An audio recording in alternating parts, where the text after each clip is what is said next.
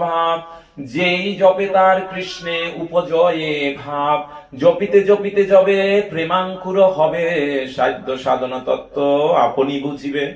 চৈতন্য চৈতন্য কি বলছে? হরিনাম কৃষ্ণ নামের এই তো স্বভাব, যে কৃষ্ণ নাম করবে, কি হরিনামের কৃষ্ণ নামের এই তো স্বভাব, যেই জপে, যে হরিনাম জপ করবে তার কৃষ্ণে উপজয়ে ভাব, তখন কৃষ্ণের প্রতি তার ভাব জাগবে। সে প্রথম অবস্থায় আমরা কাউকে জোর করেও করাতে পারি।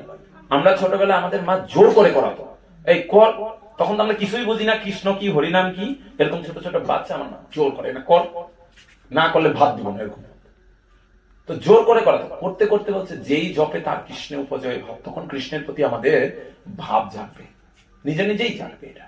আর জপিতে জপিতে যবে প্রেমাঙ্কুর হবে, জপতে জপতে জপতে জপতে যখন আমার হৃদয় নির্মল হয়ে যাবে, পরিষ্কার হয়ে যাবে, এর মধ্যে প্রেমাঙ্কুর দেখা দিবে, তখন বলছে সাধ্য সাধন তত্ত্ব আপনি বুঝবে।